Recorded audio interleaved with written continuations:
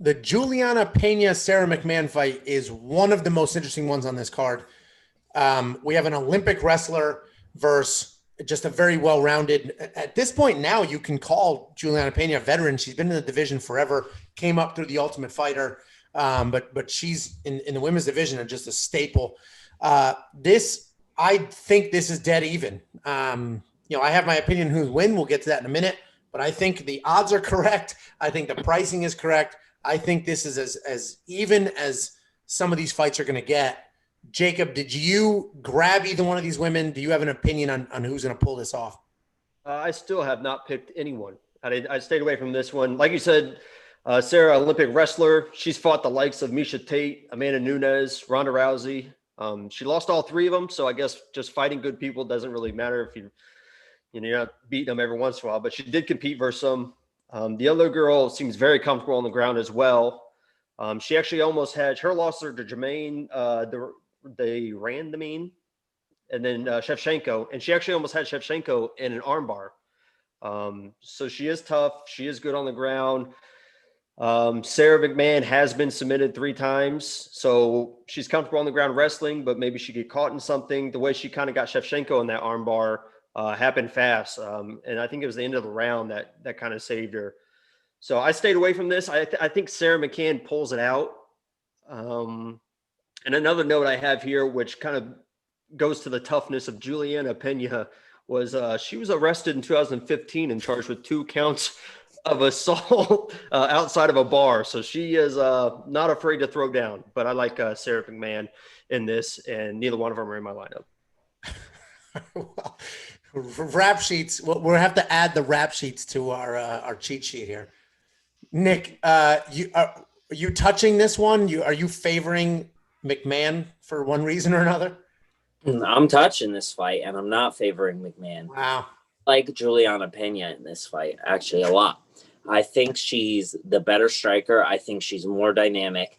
And if you look at Sarah McMahon, she has been out-wrestled and been taken down in fights, and she's been submitted. And I don't think her jiu-jitsu is on the level of Pena's. And I think that the MMA wrestling is different than the Olympic wrestling. And I think that Juliana Pena has better Olympic wrestling, and she's good enough at jiu-jitsu if she gets taken down to neutralize, possibly submit, or get back to the feet, where she is a better striker. If you look at Marion Renault, the place that Juliana Pena runs into trouble with is she gets outworked and she gets outstruck by people that can counter. And if you look at Durandamy, that was like a panic shot. And Shevchenko, everybody loses Shevchenko. So it's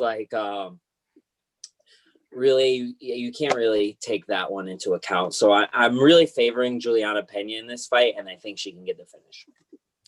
Yeah, so you and we're going to be heads up on this because I have the exact opposite view on this. I think I 100% agree MMA wrestling and Olympic wrestling are not the same thing. George St. Pierre didn't wrestle a day in his life until he started training MMA, and may be the most effective wrestler in the history of MMA. So I completely agree. Those are not the same thing.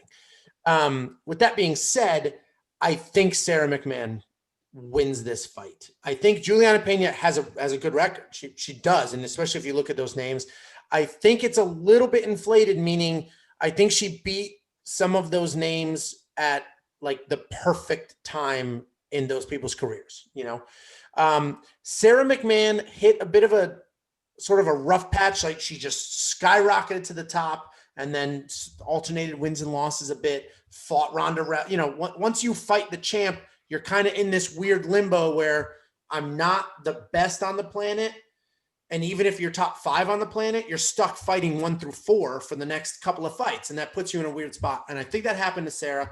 She took time off, had a kid, spent time with her family, came back recently and looked great.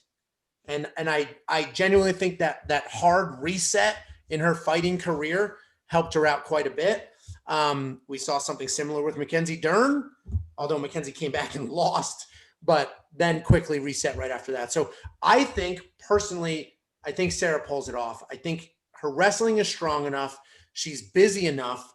And I do think this is one of those fights where the new DraftKings rules may help me out.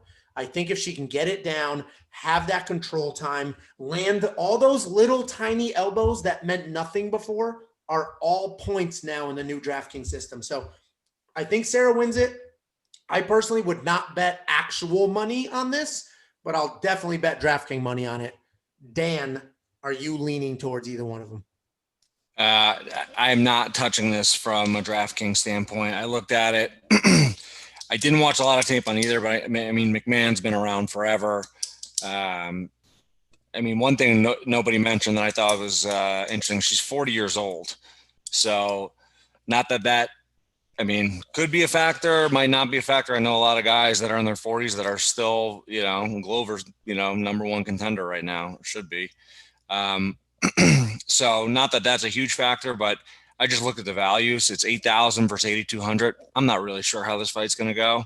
So I didn't want to spend that on either of them. I'd rather, you know, spend the money on something I felt a little more confident about. So I'm not touching this one. Okay.